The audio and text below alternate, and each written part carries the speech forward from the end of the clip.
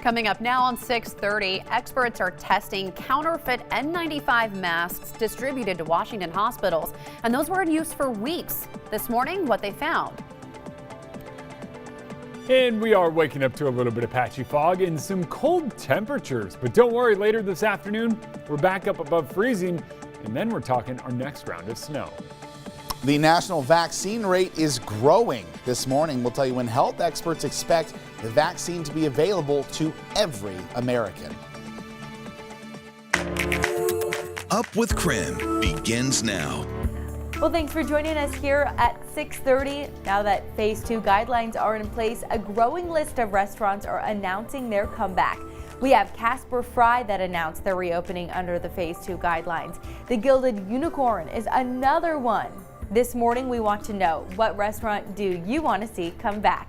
Text us 509-448-2000 and I'll tell you who else has announced their reopening in just a few minutes. I feel like Casper Fry was that spot that ever since I got here, everybody was like, you gotta go if you haven't yet, you gotta go if you haven't yet. I know there's so many people who are excited to hear that they're opening, Dana Marie. Their Bloody Mary with the fried shrimp. chicken. Casper Fry. A Bloody Mary with shrimp? A fried chicken? It's like Southern food, yeah. I know that they're getting a new chef too because it's been a minute, so they're maybe reworking the menu, but the idea is Southern food. I love Southern food. Grits. I love food. We all win there, right, Jeremy? Yeah, totally. And you know a great way to stay warm? Eating food. Full of hot takes this morning, Jeremy. I love food. Eating food it keeps you hot. Oh, Yeah. I'm just trying not to push anyone's buttons this morning, and so I'm sticking with it. I just want you to know, we have a story coming up this half hour. I'm looking for some hot takes from Jeremy. I'm ready to. Oh, no. It's food-based, too, so. Oh, no. You know they're going to come out of my mouth, and I'm not going to be able to stop them. I'm going to be like, no. All right, I guess we got to do weather. Let's do weather before I get myself in trouble early this morning. And it's not even 6:30. Okay, it's 6:31 now. We made it to 6:31. Let's talk about how cold it is, because this is officially the second coldest morning we've seen in Spokane so far this winter. You cross the border into Coeur d'Alene and they've been down to 6 degrees this morning. But look at how cool that is. You got a little fog rising off the lake, little low-hanging cloud cover, little fog, little snow. Oh, downright beautiful. But when it comes to those temperatures, we are chilly. Spokane up to 11 now. Coeur d'Alene at 9, Sandpoint 9, Deer Park up to 3 after being down to 1 degree earlier. So it was chilly. That came thanks to clear skies overhead, fresh snow, and a lack of wind. Now we have that fog developing as temps drop, a little bit of cloud cover moving in. So all of that's playing a role in our temperatures early on today. Our visibility sits at about 3 miles downtown, 3/4 of a mile as you make your way out to the airport. Coeur d'Alene sits at 1 mile. Down in the Tri-Cities, how about 1/4 of a mile with your visibility? So it is kind of foggy out there in some areas. We've got clouds moving in overhead, so peak of sun early and then clouds take over. It's going to work out like that. We're going to see snow spread from the Cascades into the basin and then into the inland Northwest throughout the day. I think overnight is our best shot at getting some of that snow. By Friday morning when you wake up, damage is already done as you head out the door. 1 to 2 inches of it on the ground for us here in Spokane.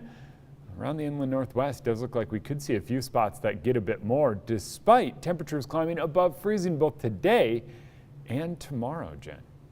All right, Jeremy. I think the 30s are going to be welcome news there when we're looking at 13 degrees right now. Oh, absolutely. All right, Jeremy, thank you. 6:33 now on a Thursday morning. Well, this morning we are tracking breaking news from Central Washington. Authorities have issued an Amber Alert for a Chelan teenager. If you're not near your TV, take a look at the screen here. 14-year-old Rebecca Basil is believed to be with a man and woman and could be headed for Spokane.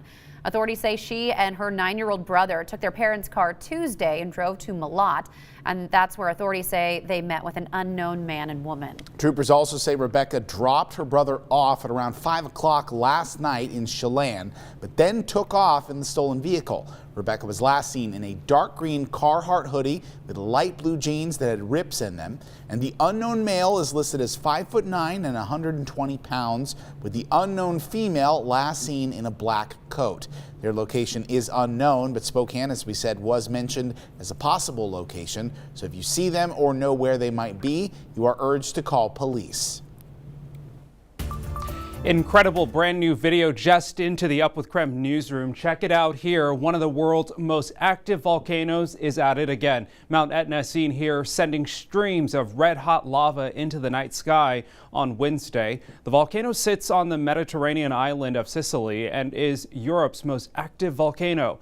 No one was hurt, just a spectacular show from Mother Nature. The last major eruption was back in 1992. Jen? Oh, look at that, Tim. Beautiful. The video is wild. But again, you said no one hurt, right? Yeah, no one's hurt. All good there. Wow. All right, Tim. Thanks so much for bringing us that story. Well, closer to home here this morning, authorities are testing counterfeit masks sent to Washington hospitals.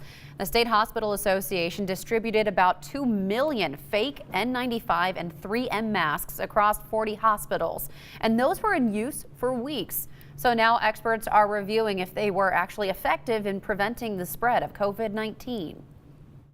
They have been found so far to be good masks, which is interesting. So the Department of Homeland Security will likely confiscate those masks, and statewide hospitals spent $8 million on the counterfeit masks. It's a growing problem, though, across the country. Federal agents seized more than 10 million in recent weeks.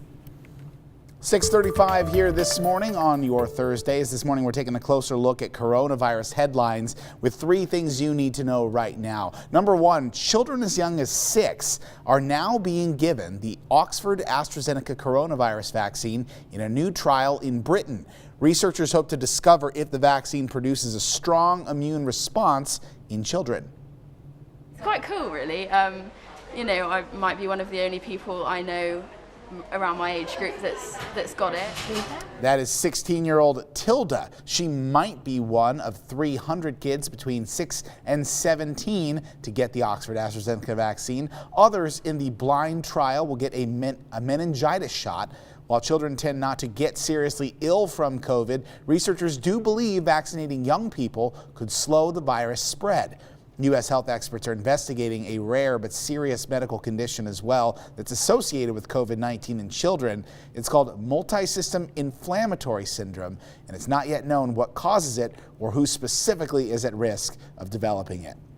Number 2, the nation's top infectious disease expert, Dr. Anthony Fauci, expects shots to be available for all Americans by July. But he says it might take longer for everyone to get inoculated. The U.S. is vaccinating an average of 1.7 million Americans now per day. And number 3, California is prioritizing medical marijuana industry workers in their vaccine rollout. They can now get the vaccine before teachers and many other essential workers. The United Cannabis Business Association advocated for this change. Dana Marie? Well, taking a look at what's trending, the good news keeps on coming in phase 2. Many of our favorite restaurants that are dine-in are reopening now that some of those restrictions are being lifted. So we're going to take a look at the growing list behind me. Casper Fry, Gilded Unicorn, Mizuna, Elk Public House, Churchill's Steakhouse, and Wild Sage Bistro. We've all heard those are opening, as well as Satellite Diner. Now, a Kendall Yard favorite, Wandering Table, is shutting its doors, but we're talking with the owner today about the new restaurant and what he plans to put in its place. So look for that on Up with KREM soon this morning. But for now, we want to know what you would like to see reopen. Text us 509-448-2000. You can see your comments here on Up with KREM. We've gotten a lot of great ones. Whim Wine Bar in River Park Square, the Lantern Tap House, one of my personal favorites. Moose Knuckle Cool in Priest Lake is another one people are asking for, and then Italian Kitchen and Perkins Restaurant. So all really great ones. Thank you to all those who have written in and texted us this morning. Of course, we still have a lot of time to get some of those restaurants up there, and yeah, what is just a cool way to get more people back to normal as we see this shift. It's the first thing we should celebrate. You know, the first thing we should celebrate, the opportunities to go out and enjoy all the food that we have loved for so long before the pandemic. Now, once it's lifted, how better to celebrate, you know? Absolutely. You know, you guys, I've all long said that the restaurant scene is really what has revitalized Spokane over the last decade. You think about where we were 10 years ago and how much the restaurant industry has brought to our community. It's just really, it sets Spokane apart.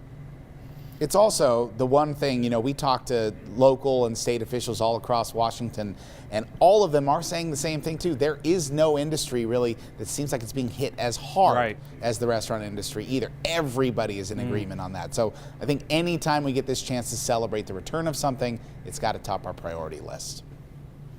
Well, coming up this morning, it is also a historic day for NASA. After the break, we'll tell you when the new Mars rover is expected to land on the red planet. Plus, we explain the most terrifying part of the mission.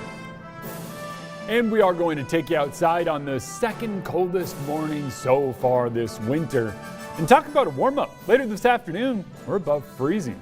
I'll let you know why.